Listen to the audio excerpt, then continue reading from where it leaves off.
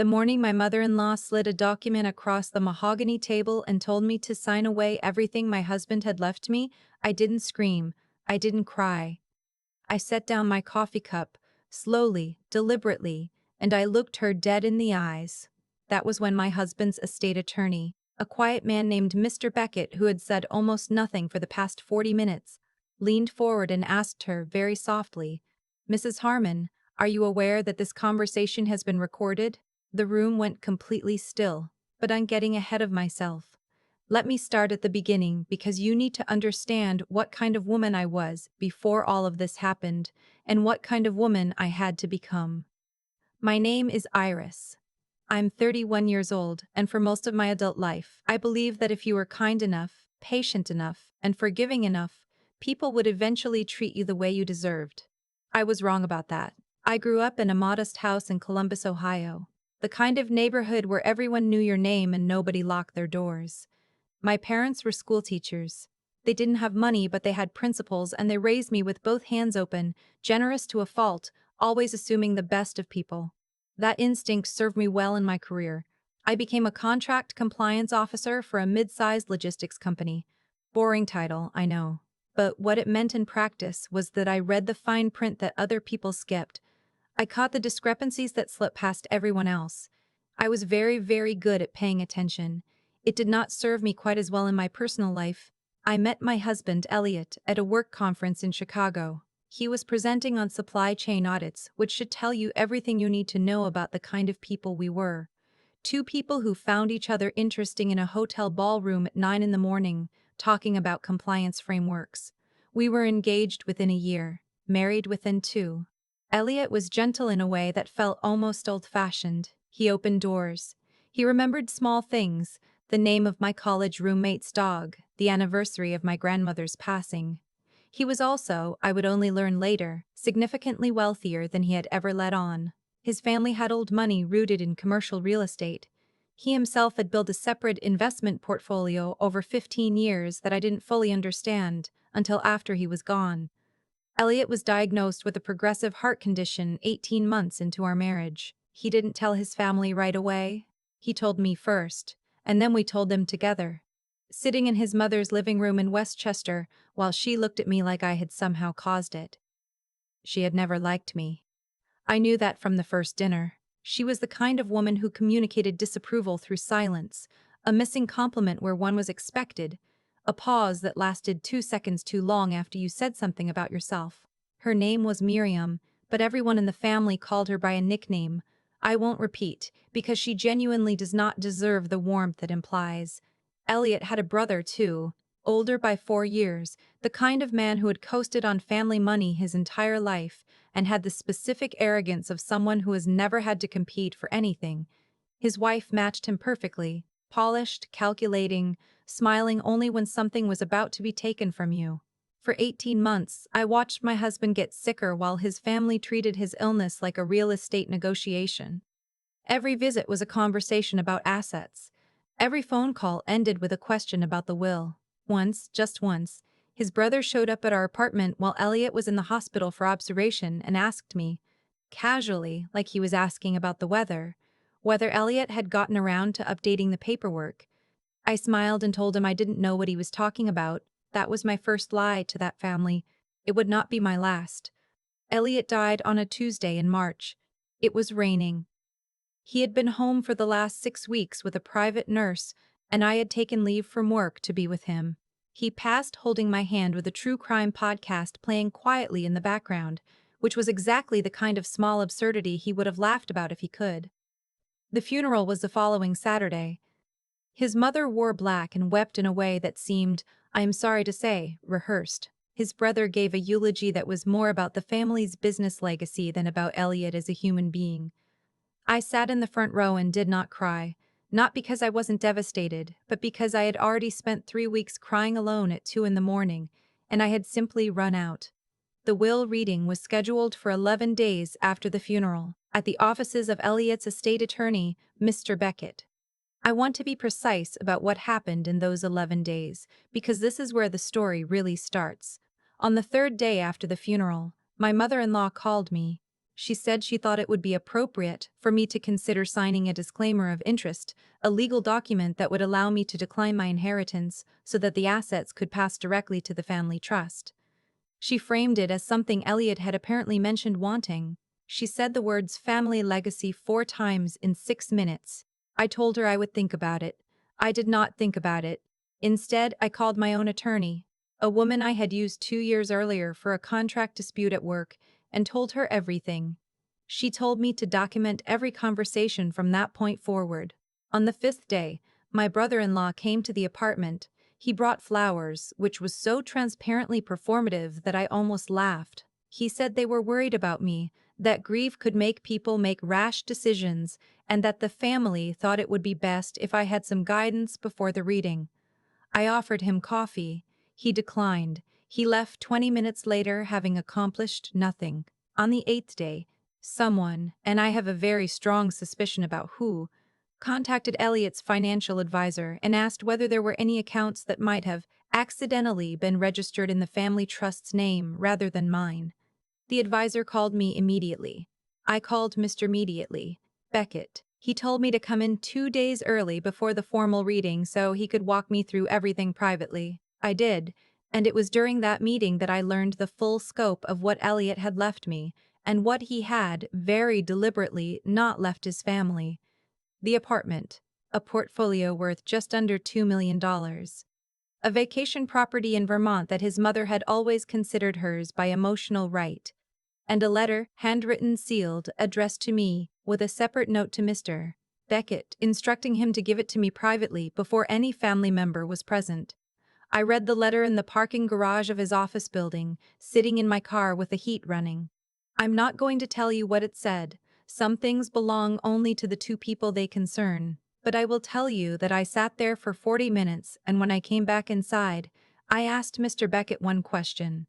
If someone attempts to pressure me into signing something I don't want to sign, what are my legal options? He looked at me over his glasses for a moment. Then he said, "Let's talk about that." The day of the formal reading, I arrived early and I was calm. I wore a gray blazer that Elliot had once told me made me look like someone who knew what she was doing. I sat in the chair closest to Mr. Beckett's desk. His mother arrived 10 minutes late, which I suspected was intentional. His brother and his wife arrived together, both of them carrying the particular energy of people who believe they are about to win something. Mr. Beckett read the will. It was precise and unambiguous. Elliot had left almost everything to me, with specific and modest bequests to a few friends and one charitable organization he had cared about since college. His family received nothing beyond what had already been established in the family trust years earlier, and crucially, that trust had nothing to do with anything Elliot had built on his own. The silence after Mr. Beckett finished reading was the kind you can feel in your chest. Then his mother spoke. She said she was obviously concerned about the validity of the document. She said Elliot had been not himself in his final months, implying, without quite saying, that he had not been of sound mind. She said she had spoken with her own attorney and that they had questions. Her son said nothing, but he was looking at me with an expression I can only describe as barely contained fury. Then his wife, and this is the part I replay sometimes when I need to remind myself that I did the right thing. His wife leaned forward and pushed a document across the table toward me, printed, pre-signed by herself and my mother-in-law, a disclaimer of interest, already notarized on their end, just waiting for my signature. She said with a smile that did not reach her eyes, "We think this is what Elliot would have wanted for the family." I looked at the document. I looked at her. I looked at my mother-in-law, who was watching me with the quiet certainty of someone who has never in her life been told no by someone she considered beneath her. I folded my hands on the table. And then Mr. Beckett pressed a button on the small device that had been sitting, unremarkably, on the corner of his desk since before any of us arrived. "I want to make sure everyone is aware," he said pleasantly, "that this meeting has been recorded with Ms. Mono. Iris's prior consent, as a standard protective measure in estate proceedings where undue influence is a documented concern." He let that land. Then he continued, "I also want to note for the record that the document you have just presented to my client constitutes a potential attempt to exert undue influence over a beneficiary in an active estate proceeding. I've taken the liberty of flagging this to the probate court as a precautionary measure as of this morning. His mother's face did something I don't have the exact words for. It was the expression of a person who has held power for so long they have forgotten that power is not the same as being right. You had no authority to do that, her son said, his voice tight. I had every authority to do that, Mr. Beckett said. I am the executor of this estate, and I take that responsibility very seriously. They didn't leave immediately. That's the part people always assume, that there was some clean cinematic moment where they stood up and walked out in defeat. That's not how it works in real life. What actually happened was 20 more minutes of increasingly desperate argument, with my mother-in-law cycling through confusion, then indignation, then something that looked almost like grief, though I was never entirely sure what she was grieving. Her son made 2 phone calls in the hallway. His wife sat perfectly still and said almost nothing, which told me she was the one who had understood first exactly how badly this had gone. At one point, my mother-in-law turned to me directly. Not to Mr. Beckett, to me. "He was my son," she said. "He was mine before he was ever yours." I had thought privately about what I would say if something like this came up. I had rehearsed a few versions, something measured, something dignified. What I actually said was, "I know, and I'm sorry for your loss, but he was also my husband, and this is what he chose." That was the last thing I said to her for a very long time. The following months were not easy. I want to be honest about that, because this isn't a story about someone who won cleanly and then went on with her life without looking back. There were legal challenges, a formal contest of the will that cost me 7 months of stress and a significant portion of what I had initially hoped to save on attorney's fees. There were rumors spread through the extended family network that painted me as manipulative, as a woman who had gotten her hooks into Elliot while he was sick. One distant cousin sent me a letter that I hope, for his sake, he is embarrassed about. But here is what I learned, and what I want you to hear if you are going through something that even faintly resembles this. The documentation saved me. Every phone call I had logged. Every visit I had noted in my phone. The recording Mr. Beckett had made. The fact that I had called my own attorney on day 3, which established a timeline showing I had sought independent counsel before any pressure campaign could be argued to have influenced my decisions. When the will contest finally reached a judge, it lasted 1 hearing. The judge dismissed it. I kept the apartment. I kept the portfolio. I sold the Vermont property, partly because I needed the liquidity and partly because I could not imagine spending a single peaceful weekend in a house where Elliot's mother considered herself the rightful owner of every room. I went back to work 4 months after the funeral. My colleagues were kind in the cautious way that people are kind to someone who has been through something they don't fully understand. I appreciated the caution. I did not want to talk about it. What I did want, what I found, slowly, over the following year, was to figure out who I was without constantly managing someone else's expectations of me. I had spent 3 years in that marriage navigating a family that treated me like a problem to be solved.